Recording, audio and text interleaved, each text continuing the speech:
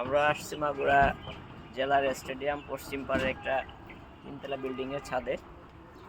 তো সবচেয়ে বড় বিষয় যে ব্লক ইউজ করা হয় না ছাদে। মূল কনক্রিটকে ভালো রাখার জন্য, লংজিভিটি করার জন্য একটাই, সেটা হলো ব্লক। এই ব্লকটাই মূলত কাভারিংয়ের কাজ করে। এখন বিভিন্ন সাইডে এক ধরনের ব্লক দেখা যায়, তো এখানে স্পেশালি দুই ধরনের ব্লক দেখতে পাচ্ছেন।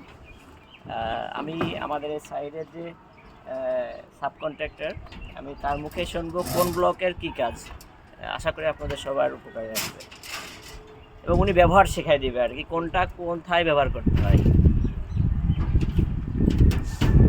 আসসালামু আলাইকুম।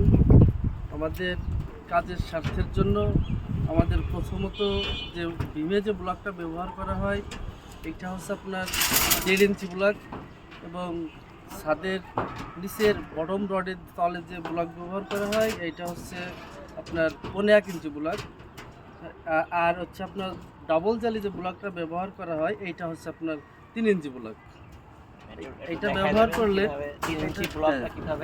এটা ব্যবহার করলে দ্বিতীয় জালির আপনার বাইন্ডারের নিচে এবং 1 ইঞ্চি ব্লকটা চলে যাবে হচ্ছে আপনার বটমের নিচে।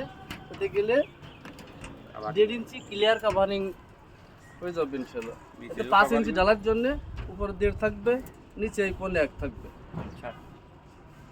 এরকম দিলে ডালার জন্য সুবিধা।